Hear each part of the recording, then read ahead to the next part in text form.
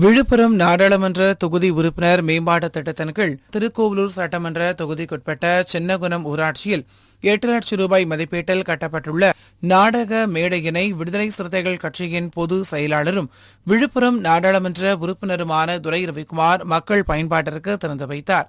இந்த நிகழ்ச்சியில் விடுதலை சிறுத்தைகள் கட்சியின் விழுப்புரம் மேற்கு மாவட்ட செயலாளர் வீர விடுதலை செல்வன், தெற்கு மாவட்ட செயலாளர் பெரியார், மகளிர் விடுதலை இயக்கத்தின் மாவட்ட செயலாளர் அழகம்மாள், ஒன்றிய செயலாளர் முருகேசன் உள்ளிட்டோர் கலந்து கொண்டனர்.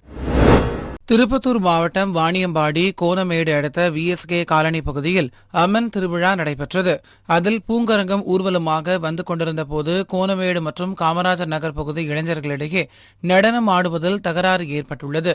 இதில் காமராஜபுரம் பகுதியைச் சேர்ந்த மேளமடிக்கும் தொழிலாளி இளைஞர் சந்துரு என்பவர் மர்ம நபர்களால் குத்தி கொலை செய்யப்பட்டுள்ளார்.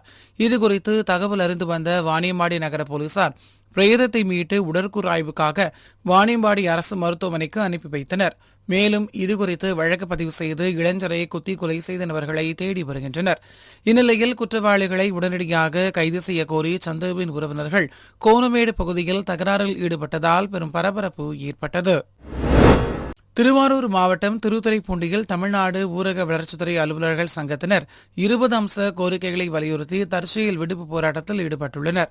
இந்த போராட்டத்தில் ஏராளமானோர் கலந்து கொண்டு ஊரக வளர்ச்சித்துறையில் காலியாக உள்ள ஊராட்சி செயலர்கள் பணியிடங்கள் உள்ளிட்ட அனைத்து நிலை காலி பணியிடங்களை உடனே நிரப்ப வேண்டும், கலைஞர் கனவு இல்லம் மற்றும் ஊரக வீடுகள் பழுது நீக்கம் உள்ளிட்ட அனைத்து வீடுகள் கட்டும் திட்டங்களுக்கு உரிய பணியிடங்களை ஏற்படுத்த வேண்டும், ஊராட்சி செயலர்களுக்கு சிறப்பு நிலை தேர்வு நிலை வரையறுக்கப்பட்ட ஓய்வூதியம் உள்ளிட்ட விடுபட்ட உரிமைகளை வழங்க வேண்டும், மாநகராட்சி நகராட்சி பேரூராட்சிகளுடன் கிராம ஊராட்சிகளை இணைக்கும் நடவடிக்கைகளை முற்றிலுமாக கைவிட வேண்டும் உள்ளிட்ட பல்வேறு கோரிக்கைகளை வலியுறுத்தி முழக்கங்களை எழுப்பினர்.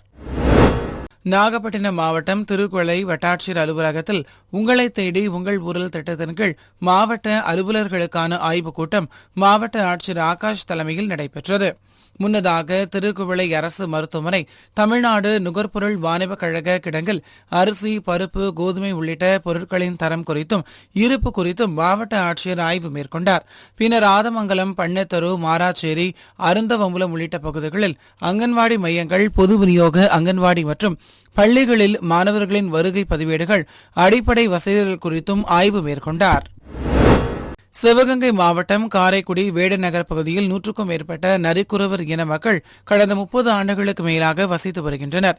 இவர்களுக்கு கடந்த மார்ச் மாதம் கூட்டுறவுத்துறை அமைச்சர் பெரிய கருப்பன், மாவட்ட ஆட்சியர் ஆஷா உள்ளிட்டோர் இலவச வீட்டுமனை பட்டா வழங்கினர்.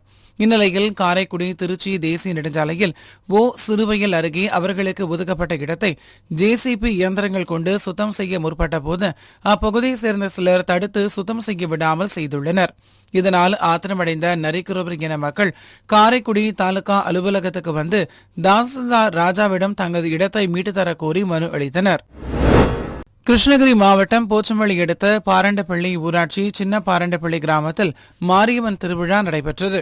இந்த திருவிழாவின் போது மாவிளக்கு எடுத்து வரும் நிகழ்வின் போது பட்டாசு வெடிப்பதற்காக கிராமத்தினர் பட்டாசு வாங்கி வைத்துள்ளதாக தெரிகிறது.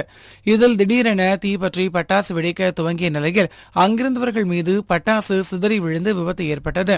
இதில் சின்ன பாரண்டப்பள்ளி கிராமத்தை சேர்ந்த சிறுவன் கௌதம், பிரியதர்ஷினி, சத்யா ஆகிய 3 பேர் படுகாயமடைந்தனர். மேலும் சிலருக்கு லேசான காயம் ஏற்பட்டது.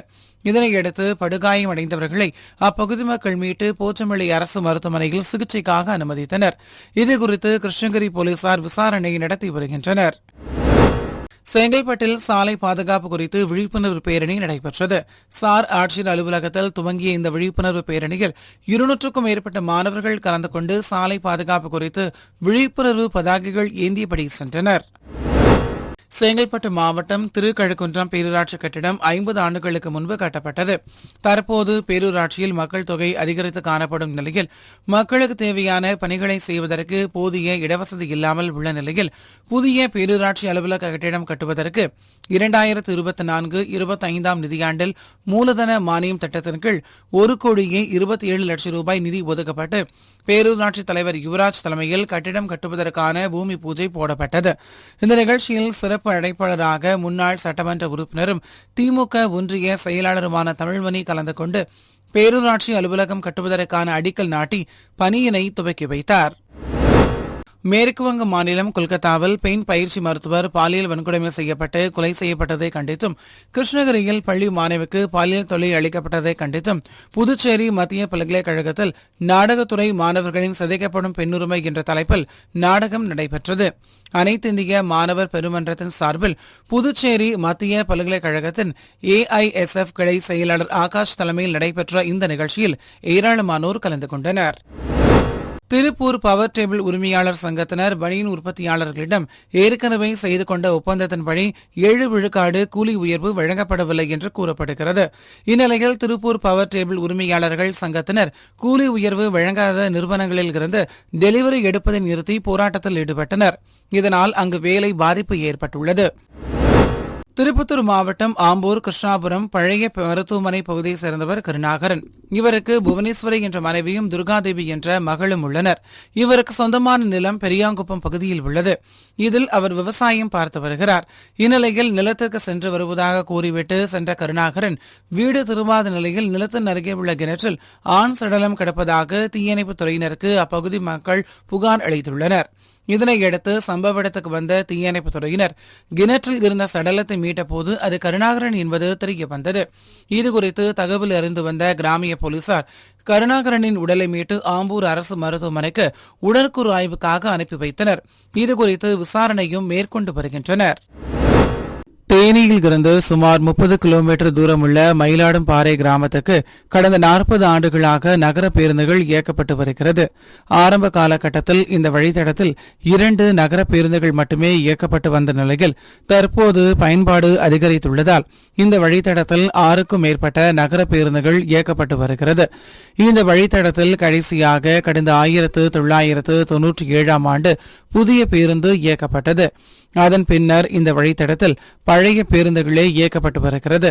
இந்நிலையில் தேனி மயிலாடும்பாறை வழித்தடத்தில் 27 ஆண்டுகளுக்கு பிறகு புதிய பேருந்து இன்று காலை முதல் பயன்பாட்டுக்கு வந்தது. தேனியில் இருந்து மயிலாடும்பாறை நோக்கி சென்ற அந்த அரசு நகர பேருந்தை கண்டமனூர் கிராம பொதுமக்கள் பூக்கள் தூவியும் இனிப்புகள் வழங்கியும் வரவேற்று கொண்டாடினர்.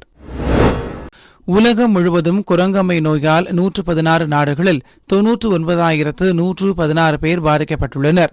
நடுவண் சுகாதாரத்துறை அமைச்சகம் மாநில அரசுகளுக்கு குரங்கம்மை குறித்து சுற்றறிக்கை அனுப்பியுள்ளது. அதில் வெளிநாடுகளில் இருந்து வரும் பயணிகளை விமான நிலையம், துறைமுகம் ஆகிய இடங்களில் இறங்கிய பயணிகளை பரிசோதனைக்கு பின் வெளியே அனுமதிக்க வேண்டும் என்றும் தெரிவித்துள்ளது. இதனையடுத்து மதுரை விமான நிலையத்தில் வரும் பயணிகளுக்கு குரங்கம்மை நோய்க்கான சிறப்பு பரிசோதனை மையத்தை சுகாதாரத்துறை இணை இயக்குநர் குமரகுரு துவக்கி வைத்தார். இந்நிலையில் குரங்கம்மை நோயால் பாதிக்கப்பட்டவர்களுக்கு மதுரை ராஜாஜி மருத்துவமனையில் 20 படுக்கை வசதிகள் தயார்படுத்தப்பட்டுள்ளது. தமிழ்நாடு சீருடை பணியாளர்கள் தேர்வாணையம் சார்பில் 2ஆம் நிலை காவல்துறையினர் பணியிடங்களுக்கான நடந்த தேர்வில் உயரம் சரியாக இருந்தவர்களுக்கு குறைவு என தகுதி நீக்கம் செய்யப்பட்டதாக புகார் எழுந்தது. இது தொடர்பாக நடந்த வழக்கில் மீண்டும் உடற்தகுதி தேர்வு சான்றிதழ் சரிபார்ப்பு நடத்த நீதிமன்றம் உத்தரவிட்டது. அதன்படி சேலத்தில் கடந்த 2 நாட்களாக நடைபெற்ற தேர்வில் 350 பேர் தேர்ச்சி பெற்றனர். திருப்பூர் மாநகராட்சி மேயர் தினேஷ்குமார், மாநகராட்சி ஆணையாளர் பவன்குமார் கிரியப்பனவர் ஆகியோர் உத்தரவின் பெயரில் ஸ்ரீனிவாசா வேஸ்ட் மேனேஜ்மெண்ட் சர்வீஸ் தனியார் ஒப்பந்தக்காரர் மூலம் 60 வார்டுகளிலும் மழைக்காலம் முன்பே மழைநீர் வடிகால், கழிவுநீர் வடிகால் ஆகியவற்றில் தேங்கி கிடக்கும் குப்பைகள், கழிவுகளை அகற்றும் பணி தீவிரப்படுத்தப்பட்டுள்ளது. அந்த வகையில் திருப்பூர் மாநகராட்சி 3வது மண்டலம் 49வது வார்டு வெள்ளிமை நகரில் சுமார் 20க்கும் மேற்பட்ட தொழிலாளர்களை கொண்ட மழைநீர் வடிகட்டில் உள்ள கழிவுகளை அகற்றும் பணி நடைபெற்றது. தஞ்சாவூர் மாவட்டம் சூரக்கோட்டை ஊராட்சியில் மக்களுடன் முதல்வர் திட்ட முகாம் நடைபெற்றது. இம்முகாமை தஞ்சை நாடாளுமன்ற உறுப்பினர் முரசொலி குத்துவிளக்கு ஏற்றி துவக்கி வைத்தார். இதில் அரசில் 15 துறைகளைச் சேர்ந்த அதிகாரிகள், ஊழியர்கள் பங்கேற்று பொதுமக்களின் கோரிக்கை மனுக்களை பெற்றுக் கொண்டனர். இதில் துறையூர், காட்டூர், புதூர், வாளமர்கோட்டை, குளிச்சப்பட்டு உள்ளிட்ட 7 ஊராட்சிகளைச் சேர்ந்த ஆயிரக்கணக்கானோர் பங்கேற்றனர். தூத்துக்குடி மாநகராட்சி கிழக்கு மண்டல அலுவலகத்தில் தூத்துக்குடி மாநகராட்சி ஆணையர் மதுபாலன் தலைமையில் மக்கள் குறைதீர்க்கும் முகாம் நடைபெற்றது. இதில் தூத்துக்குடி மாநகராட்சி மேயர் ஜெகன் பெரியசாமி கலந்து கொண்டு பொதுமக்களிடம் இருந்து 102 கோரிக்கை மனுக்களை பெற்றுக் கொண்டார். இதில் கிழக்கு மண்டலத்துக்குட்பட்ட 15 வார்டுகளில் வசிக்கும் மக்கள் பொதுமக்கள் கலந்து கொண்டு சொத்து வரி நிர்ணயம், சொத்து வரி பெயர் மாற்றம் திருத்தங்கள், புதிய குடிநீர் இணைப்பு, தண்ணீர் கட்டண பெயர் மாற்றம், தண்ணீர் உபயோக கட்டண விகிதங்கள் மாற்றம் உள்ளிட்ட மாநகராட்சி சேவை குறித்து கோரிக்கை மனுக்களை வழங்கினர். இந்த மனுக்களை பெற்ற அதிகாரிகள் ஒரு வாரத்தில் உரிய நடவடிக்கை எடுப்பதாக உறுதியளித்துள்ளனர். செங்கல்பட்டு அருகே வஉசி நகர் சுடுகாடு பகுதியில் பங்க் வெங்கடேசன் என்பவரை கொலை செய்ய சிலர் திட்டம் தீட்டி வருவதாக செங்கல்பட்டு தாலுகா போலீசாருக்கு ரகசிய தகவல் கிடைத்தது. இதனையடுத்து சம்பவ இடத்துக்கு சென்ற போலீசார் இருவரை கைது செய்து செங்கல்பட்டு தாலுகா காவல் நிலையம் அழைத்து வந்து விசாரணை மேற்கொண்டனர். அதில் ஒருவர் சென்னை புது பெருங்களத்தூர் முத்தமிழ் நகர் பகுதியைச் சேர்ந்த மணிகண்டன் என்பதும், மற்றொருவர் செங்கல்பட்டு மாவட்டம் திருக்கச்சூர் மேற்கு மாட தெருவை சேர்ந்த கோகுல் என்பதும் தெரியவந்தது. இவர்கள் தங்கள் கூட்டாளிகளான மகேஷ், யுவரான், சுரேஷ் ஆகியோருடன் சேர்ந்து பங்க் வெங்கடேசன் என்பவரை கொலை செய்ய திட்டம் தீட்டியது தெரியவந்தது. இதனையடுத்து இவர்கள் மீது வழக்கு பதிவு செய்த காவல்துறையினர் தப்பியோடிய 3 பேரை தேடி வருகின்றனர். தேனி மாவட்டம் போடிநாயக்கனூர் மேற்கு தொடர்ச்சி மலை அடிவாரத்தில் அகமலை ஊராட்சிக்குட்பட்ட ஊரடி, ஊத்துக்காடு, கரும்பாறை உள்ளிட்ட 20 மலை கிராமங்களில் சுமார் 1000க்கும் மேற்பட்ட விவசாயிகள் பல ஆண்டுகளாக வசித்து வருகின்றனர். இந்நிலையில் சுமார் 400க்கும் மேற்பட்ட விவசாயிகளுக்கு விவசாய நிலங்களில் இருந்து வெளியேற நோட்டீஸ் கொடுக்கப்பட்டுள்ளது. இதனால் அதிர்ச்சியடைந்த விவசாயிகள் தேனி மாவட்ட ஆட்சியரிடம் முறையிட்ட நிலையில் வனத்துறை சார்பில் விவசாய நிலங்களில் இருந்து வெளியேறுவதற்காக வழங்கப்பட்ட நோட்டீஸை மாவட்ட ஆட்சியர் நிறுத்தி வைத்துள்ளார். இந்நிலையில் தற்போது மீண்டும் வலை கிராம விவசாயிகளுக்கு வனத்துறையினர் வெளியேற்றுவதற்கான நெருக்கடி கொடுத்து வருவதாகவும், இதனால் விவசாய நிலங்களில் விவசாயம் செய்ய முடியாமல் தங்கள் வாழ்வாதாரம் பாதிக்கப்படுவதாக கூறி அகமலை ஊராட்சிக்குட்பட்ட சுமார் 20 கிராமங்களைச் சேர்ந்த விவசாயிகள் வனத்துறையை கண்டித்து தேனி ஆட்சியர் அலுவலக நுழைவாயில் முன்பு கண்டன ஆர்ப்பாட்டத்தில் ஈடுபட்டனர். திண்டுக்கல் மாவட்டம் கொடைக்கானல் மேல்மலை பகுதிகளான பூம்பாறை உள்ளிட்ட பகுதிகளில் சுற்றுலா பயணிகளை குறிவைத்து கஞ்சா விற்கப்படுவதாக கிடைத்த தகவலின் பெயரில் கொடைக்கானல் போலீசார் சோதனை நடவடிக்கையில் ஈடுபட்டனர். அப்போது பூம்பாறை கைகாட்டி பகுதியில் சந்தேகத்துக்கிடமாக நின்று கொண்டிருந்த பூம்பாறை பகுதியைச் சேர்ந்த கோபால், குழந்தைவேல், ஒட்டன்சத்திரம் பகுதியைச் சேர்ந்த தருண் ஆகிய 3வரையும் பிடித்து விசாரித்து சோதனை செய்ததில் இவர்களிடம் கஞ்சா இருப்பது கண்டுபிடிக்கப்பட்டது. இதனையடுத்து அவற்றை பறிமுதல் செய்த போலீசார் வழக்கு பதிவு செய்து விசாரணை மேற்கொண்டு வருகின்றனர். நாகை மாவட்டம் வேதாரண்யம் அடுத்துள்ள ஆறுகாட்டுத்துறை, புஷ்பவனம், வெள்ளப்பள்ளம், கோடிக்கரை உள்ளிட்ட பகுதிகளில் 1000க்கும் மேற்பட்ட ஃபைபர் படகுகள் மற்றும் விசைப்படகுகள் மீன்பிடிப்பில் ஈடுபடுவது வழக்கம். 2 தினங்களாக இப்பகுதிகளில் வீசும் சூறைக்காற்றின் காரணமாக கடல் சீற்றமாக காணப்படுவதால் மறு அறிவிப்பு வரும் வரை படகுகளில் மீன்பிடிக்க கடலுக்கு செல்ல வேண்டாம் என நாகை மாவட்ட மீன்வளத்துறை அதிகாரிகள் எச்சரிக்கை விடுத்துள்ளனர். இதனால் மீனவர்கள் கடலுக்கு செல்லாததால் தங்களது வாழ்வாதாரம் பாதிக்கப்பட்டுள்ளதாக வேதனை தெரிவித்துள்ளனர்.